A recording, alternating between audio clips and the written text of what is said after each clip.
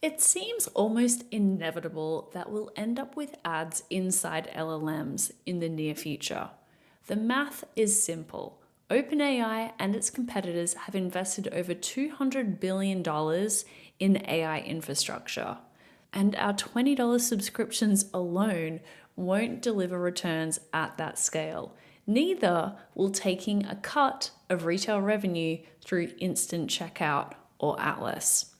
Advertising represents trillions in addressable market opportunity. It's not quite free money, but it's pretty damn close. The fear for many is that advertising, when introduced to a surface that has become the most intimate digital confidant for many people, is that the experience will be bad, creepy, intrusive, and overwhelming.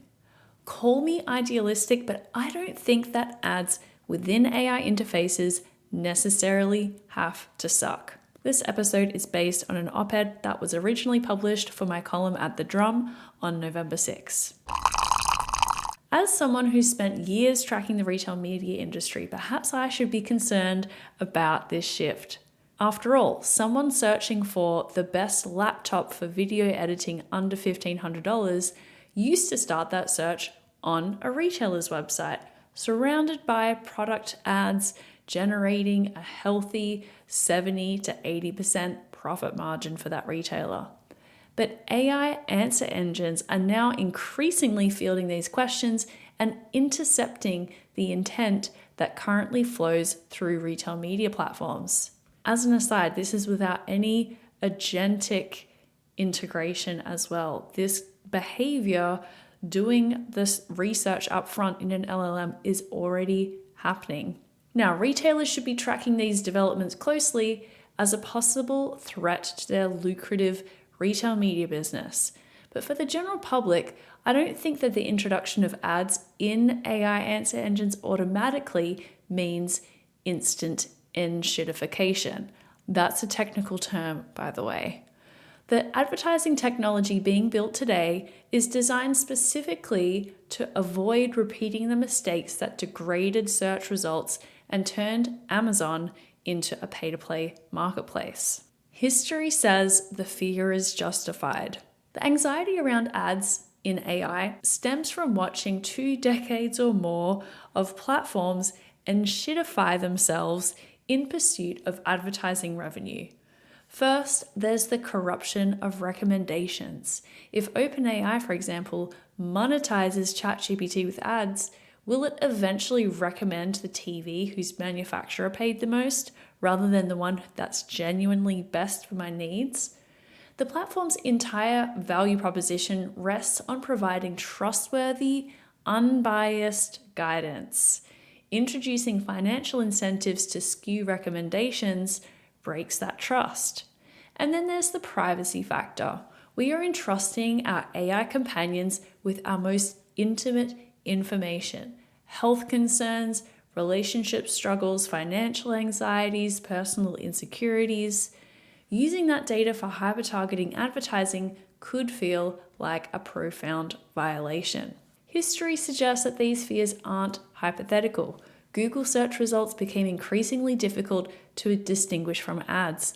Facebook's feed prioritized engagement over accuracy, fueling misinformation.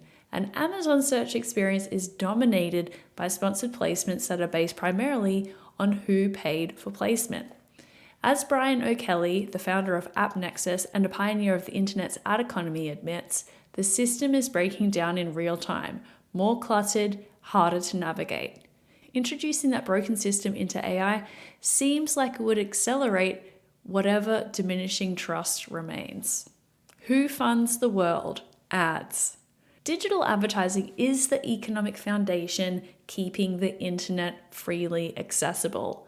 As ads industry analyst Eric Seufert argued in a recent post on X, digital advertising is the most positive sum, economically expansionary technology summoned by humanity.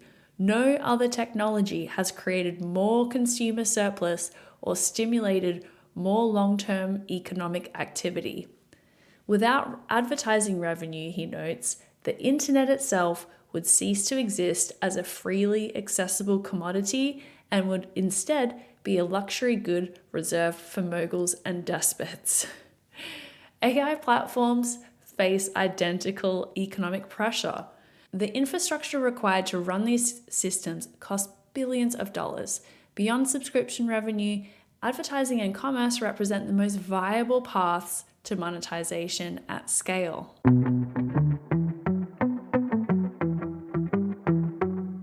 Miracle Ads is the ad tech solution trusted by Rakuten and over 50 global enterprise retailers.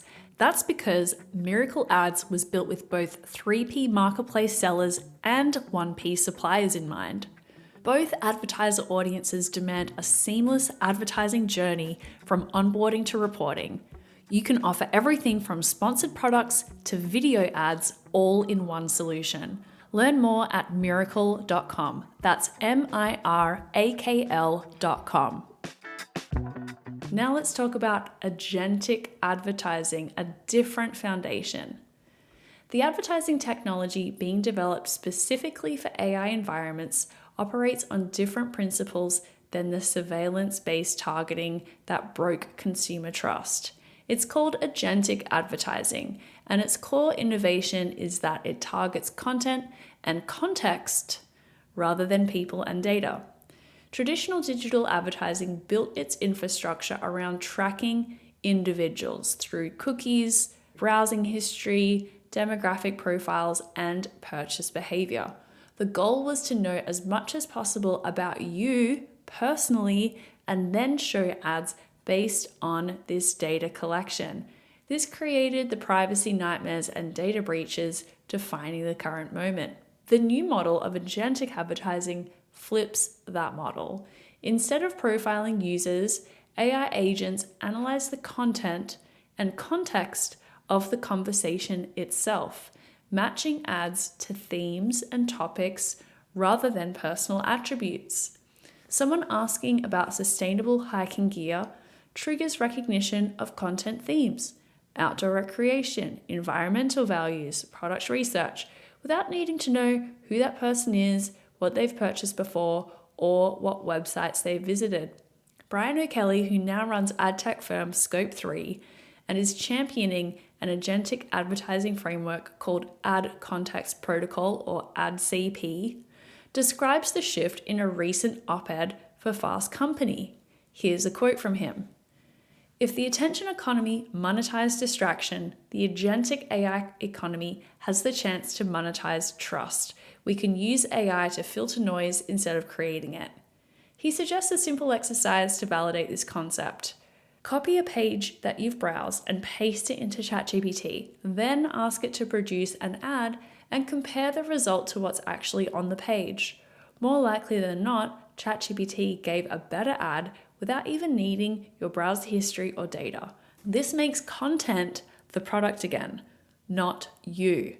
AdCP isn't confined to ads in AI answer engines. It's being built as an open standard to support media buying across a wide range of digital contexts, from the open web and CTV to conversational and AI-driven environments. But some ad tech companies like Thrad, that's THRAD, are building infrastructure for this model to run specifically within AI answer engines, what they call conversational advertising. The company says it is bringing the internet-era advertising model to AI applications, subsidizing AI accessibility through ads, including the ability to insert native ads into AI chat conversations. If a user is asking, what's the best way to get around the city, they might see a sponsored Uber recommendation. And Thrad itself follows the AdCP design choice. Their bidding system prioritizes user experience over the highest payer.